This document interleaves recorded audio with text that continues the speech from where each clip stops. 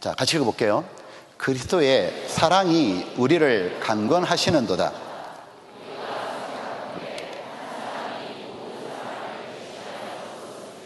모든 사람이 죽은 것이라. 자, 여기 보면 우리가 생각건대 한 사람이 모든 사람 대신에 죽었은즉 모든 사람이 죽은 것이라. 여기 지금 중요한 말이 모든 사람이 나오죠. 생각해 보니까 한 사람 예수님께서 우리 모든 사람을 대신해 죽었단 말은 죄값은 죽음이니까 우리 모든 사람의 죄를 해결해 주셨다 그 말이잖아요. 제가 처음 이 말씀 들었을 때 제가 이 말씀이 얼마나 고마웠는지 모릅니다. 여기 보면 모든 사람이란 말이에요.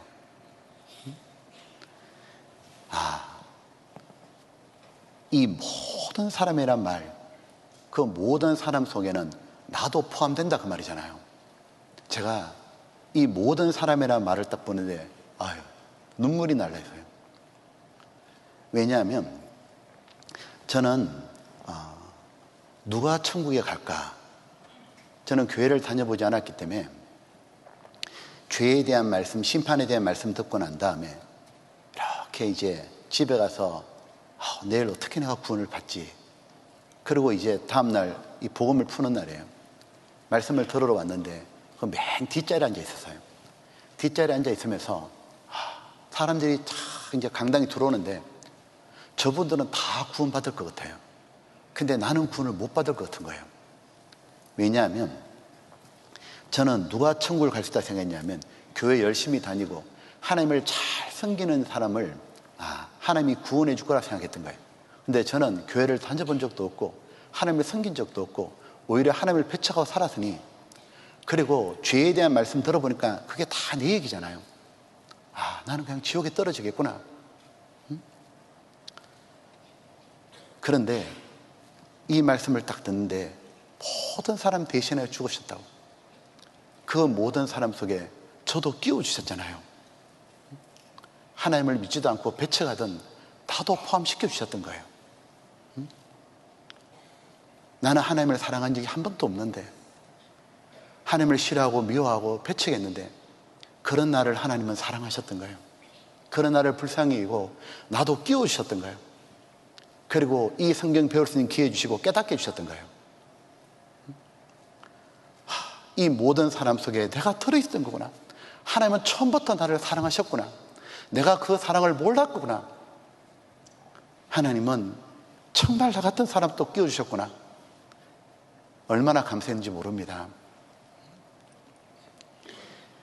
성경을 배워보게 되면 성경의 주인공은 누구시죠? 예수님이에요. 근데 성경을 다 배워보고 나니까 주인공이 또 한 명 있다는 걸 알게 된 거예요. 성경의 주인공이 예수님 말고도 또 한 명 있더라니까요. 그 주인공이 누구예요? 그 주인공이 나였던 겁니다. 저는 성경과 내하고 아무 관계도 없고 예수님하고 내하도 관계없고 다 내하고 아무런 관계가 없는 줄 알았어요. 근데 너무 놀랐어요. 이 성경은 하나님이 나를 위해서 기록해 주셨고, 예수님은 나를 위해 오셨고, 예수님이 나를 위해 십자가 죽으셨고, 예수님이 나를 위해 구원해 주신구나. 예수님이 나의 죄를 대신에 심판 받으셨구나. 나의 죄를 완전히 치러 주셨구나. 다 이루었다. 내한테 들려주신 말씀이구나. 다 이루었다. 예수님은 천국에 계실 때도 우리에게 정말 해주고 싶었던 말씀이 다 이루었다. 그 말씀을 너무 해주고 싶으셨고, 이 땅에 오셨을 때도 그 말씀을 너무 해주고 싶으셔서 십자가를 가셨던 겁니다. 죽음의 길을 택하셨던 거예요. 그리고 다 이루었다고. 이 모든 죄를 내가 다 처리하고 내가 대신 심판을 다 받았다고. 죄 때문에 심판받을 일이 없다고. 지옥 갈 일이 없다고. 보니까 이 집회도 나를 위해서 준비해 주신 거구나. 제가 이런 집회의 말씀 듣고 구원 받았거든요. 이 집회가 나를 위해서 마련해 주신 거였구나. 모든 것은 하나님은 나를 위해서 해주셨구나. 그걸 내가 몰랐구나. 나를 위해 다 해주신 건데 나 같은 게 뭐라고. 근데 하나님이 나를 위해서 다 해주신 거였어요. 그때 내가 하나님께 그렇게 귀하다는 걸 처음 알았습니다. 하나님은 마음속에 언제나 내가 있었구나. 나는 마음에 하나님을 한 번도 품어본 적이 없는데 그 하나님께서 하나님의 사랑이 무엇인지를 예수님의 복음을 통해서 깨닫게 해주셨던 겁니다. 보면 하나님께서 왜 이렇게까지 나의 죄를 용서하고 구원해 주신가? 이유는 사랑하기 때문이죠. 하나님이 세상을 이처럼 사랑하사 그 세상에도 세상 모든 사람을 이처럼 사랑하사 보면 하나님이 세상을 이처럼 사랑하사 예수님 독생자를 희생하면서까지 나를 그렇게 사랑하신 이유가 도대체 뭘까? 나는 하나님께 잘한 것이 아무것도 없는데 뭔가 잘해드려야만 사랑받는다고 생각했잖아요. 어릴 때부터 성장하면서 항상 무엇인지 잘했어야 됩니다. 무엇든지 간에 뛰어나야 됐고 무엇인지 잘해야 됐고 그래야 칭찬받고 사랑을 받았기 때문에 무엇인지 앞서가야 되고 잘해야 된다는 생각에 사로잡혀 있었어요. 그런데 나는 하나님께 잘한 게 아무것도 없고 오히려 대적하고 죄밖에 짓지 않았는데 하나님은 그런 나를 왜 그렇게 사랑하시나? 왜 그렇게 나를 귀하게 여기시나? 그 이유가 뭐였냐면 바로 하나님의 형상대로 지음받은 영혼이 있기 때문에 그런 거예요. 내가 진짜 하나님을 닮은 영혼이 있는 거구나. 하나님이 진짜 나를 만드셨고 내게 하나님의 형상인 영혼을 주셨기 때문이구나. 에베소 2장 4절 5절인데 같이 읽어볼까요? 국률에 풍성하신 하나님이 우리를 사랑하신 그 큰 사랑을 인하여 허물로 죽은 우리를 그리스도 예수 안에서 살리셨고 너희가 은혜로 구원을 얻은 것이라. 이사야 38장 17절을 보게 되면 보옵소서 내게 큰 고통을 다하신 것은 내게 평안을 주려 하심이라. 같이 읽어볼까요? 주께서 나의 영혼을 사랑하사 멸망의 구덩이에서 건지셨고 나의 모든 죄는 주의 등 뒤에 던지셨나이다. 예수님께서 하나님께서 멸망의 구덩이 지옥 구덩이에서 건지셨고 나의 모든 죄를 주의 등 뒤에 던지신 이유가 뭐냐? 나의 영혼을 사랑하사 내 영혼을 사랑하셨기 때문에 나는 정말 하나님을 닮았구나. 하나님 형상대로 지음받았기 때문에 단지 그 이유 하나로 하나님이 나를 사랑하시는 거예요. 자녀가 태어나면 부모를 닮잖아요. 내 새끼이기 때문에 무조건 사랑하잖아요. 근데 이사야 49장에 더 놀라운 말씀이 있습니다. 여인이 어찌 그 젖먹는 자식을 잊겠으며 자기 태에서 난 아들을 국률이 이기지 않겠느냐. 배 아파 난 자식, 젖먹여 키운 자식을 그 엄마가 어떻게 잊겠냐고. 그런데 그들은 혹시 잊을지라도 나는 너를 잊지 않을 것이라. 그들은 혹시 잊을지라도 하나님 뭐라고 하시냐면 나는 너를 잊지 않을 거라고. 세상 모든 엄마들은 자식을 사랑하는 마음이 있죠. 그 사랑하는 마음을 주신 분이 하나님이시죠. 세상 모든 사람에게 100억씩을 줄 수 있다면 돈이 얼마나 많아야 돼요. 세상 모든 엄마들에게, 세상 모든 짐승 어미들에게 새끼 사랑하는 마음을 넣으신 하나님은 사랑 그 자체인 겁니다. 그래서 사람은 혹시 자식을 잊는다 할지라도 나는 너를 잊지 않을 것이라. 여러분, 여러분들이 어떻게 구원을 받게 된 것 같습니까? 어떻게 해서 구원을 받게 되었을까요? 여러분이 간절히 하나님을 찾았기 때문이겠습니까? 물론 그것도 있겠죠. 그러나 근본적으로는 하나님께서 나를 잊지 않으셨기 때문입니다. 나는 하나님을 떠났지만 하나님 나를 잊지 않고 나를 불러주신 거예요. 하나님께서 정말 나를 마음에 품었기 때문에, 잊지 않았기 때문에 이 구원을 주시려고 먼저 내 옆에 구원받은 사람을 보내주신 거예요. 그리고 그 구원받은 사람의 마음을 계속 사랑을 심으셔서 내게 계속 매달리도록, 강건하도록, 계속 말씀을 듣도록 인도해 주도록, 그리고 놀랍게도 하나님께서 나를 잊지 않으셨기 때문에 이 수양에 오도록 여건도 다 허락해 주셨던 거예요. 그리고 이곳에 와서 말씀을 잘 듣고 복음을 깨닫도록 구원받도록 도와주신 겁니다. 시간 지나서 보니까 내가 구원받은 거는 내가 잘난 건 아무것도 없고 내가 내세울 건 죄밖에 없잖아요. 오직 딱 하나, 그 높고 높으신 하나님이 나를 잊지 않으신 거예요. 한 번도 하나님 마음에서 잊은 적이 없고 하나님이 나를 그래서 불러주시고 그리고 말씀을 깨닫도록 다 도와주신 겁니다. 우리가 사랑이라고 하는 것은 상대를 위해서 뭔가를 해주고 희생하는 걸 진짜 사랑이라고 그러죠. 사랑해 말은 하는데 나를 위해 아무것도 안 해줘요. 그건 입에 발린 소리잖아요. 왜 부모님의 사랑을 참 사랑이라 말합니까? 부모님은 나를 위해서 진짜 희생하고 수고하시는 거예요. 나를 위해서라면 어떤 수고도 마다하지 않았잖아요. 돈을 벌어서 공부하도록 시켜주시고 나를 먹여주시고 재워주시고 입혀주시고 심지어 자식을 살릴 수만 있다면, 내가 죽어서 살릴 수만 있다면 부모는 죽음을 선택하잖아요. 참 사랑은 뭐냐면 진짜 사랑은 자기의 생명을 내어주는 거예요. 그 이상의 사랑은 없습니다. 죽는다는 것은 내 모든 걸 다 포기하는 거잖아요. 내가 가지고 있던 것도 좋아하던 것도 다 포기하고 죽는 겁니다. 한 번은 이런 게 영상에 한번 나오더라고요. 이거 한번 보셔요. 짐승도 그러더라고요.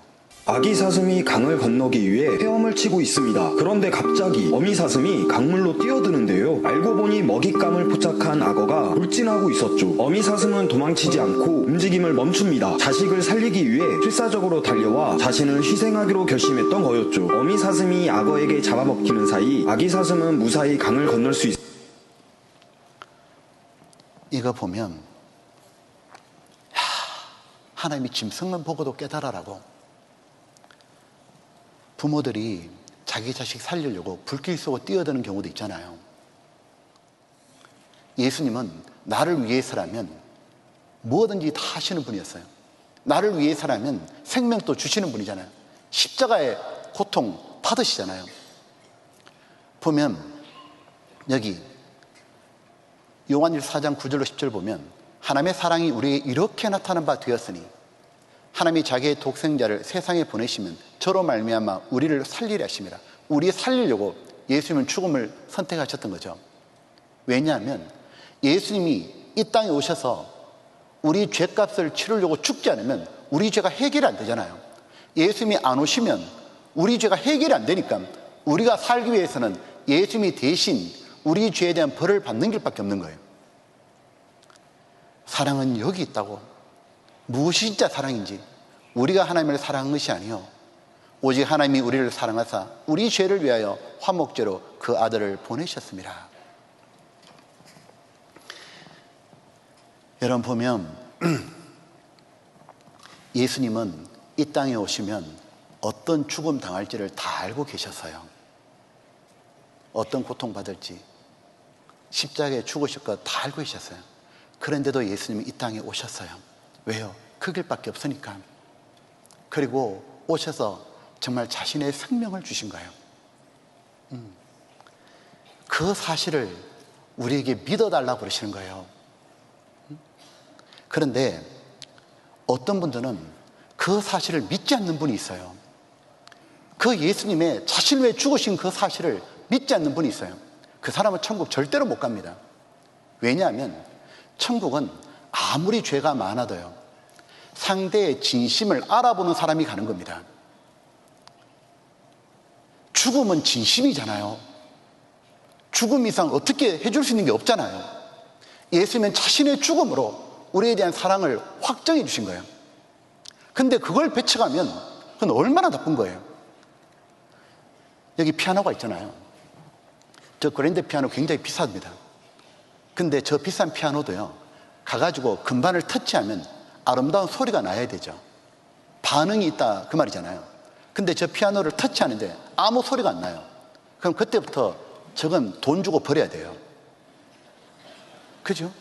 아무 소용없잖아요. 하나님 우리에게 바라는 건 뭐냐면 반응입니다. 반응. 하나님이 먼저 우리를 사랑하신 거 그것 좀 믿어주라 그 말이에요. 그거 믿는 게 뭐가 어렵냐고.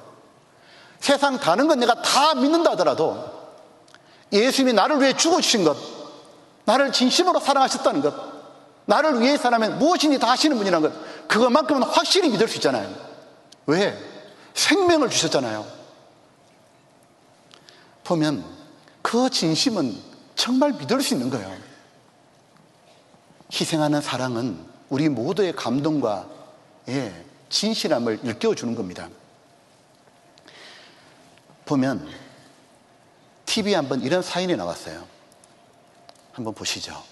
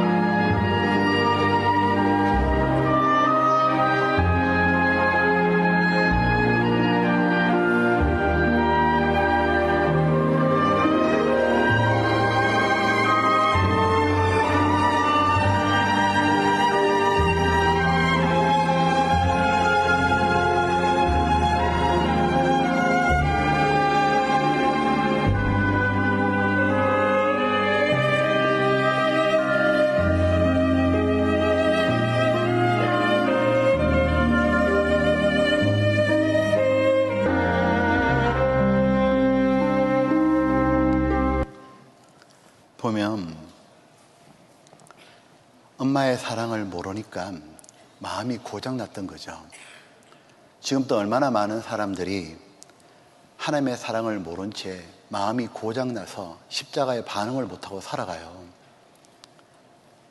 하나님의 형상대로 지원받은 하나님을 너무도 귀하게 생각하는 사람들이 종기에 처하지만 깨닫지 못하는 멸망하는 짐승처럼 살잖아요. 오직 60만이 전부인 줄 알고 이 땅이 전부인 줄 알고 남들보다 좀 잘 먹고 잘 살면 그것이 뭔가 행복이라고 생각하고 땅만 바라보고 살아가잖아요. 그러다가 죽음 앞에 가면 일절 다 무너지잖아요. 스프링벅 집단 떼죽음 현상 들어보셨죠? 이 스프링벅이 어느 날 보면 칼레아리 사막에 있는데 수십 마리가 때로 막 몰려가서 절벽 아래로 떨어져 죽는 것, 그걸 스프링벅 현상이라고 그러잖아요. 내용은 이런 거죠.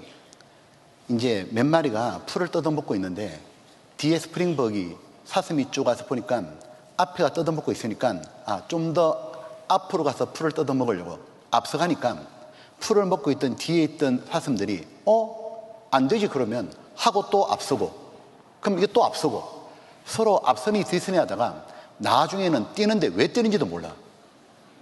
그러다가 앞만 보고 막 달리다가 어느 날 절벽 앞에 딱 서는데 못 멈추죠. 그대로 떨어져 가지고 집단 죽는 거예요. 그걸 가지고 참 희한하다, 스프링벅. 하나님 우리에게 뭔가 깨닫게 하려고 그렇게 짐승의 속성을 넣어주신 것 같아요. 이 스프링벅을 보더니 이 모퉁이 돌에 이런 칼럼이 있어요. 뭐라 했냐면 이 동물들은 푸른 초원에서 쭉 하면서 떨어진 걸 보면서 인생에다 비유했어요. 인생도 마찬가지다. 이웃이 집을 사니 나도 집 사고, 자전거 사니까 나도 자전거 사고, 자신이 어디서 와서 무엇 때문에 살며 어디로 가는지는 모른 채 무한줄지 인생을 즐긴다고. 그러다가 여집시 절벽을 추락한 비극을 맞는다. 이렇게 살아가던 것이 우리의 모습입니다. 그런 우리들이 어떻게 하면 땅만 바라보지 않고 하늘을 쳐다볼 수 있을까요? 어떻게 하면 세상에만 마음을 가지 않고 하나님께 마음을 둘 수 있을까요? 하나님께서 우리를 잊지 않으시고 하신 방법이 있었어요. 그건 무엇이냐면 우리 인생에 고난을 주신 거예요.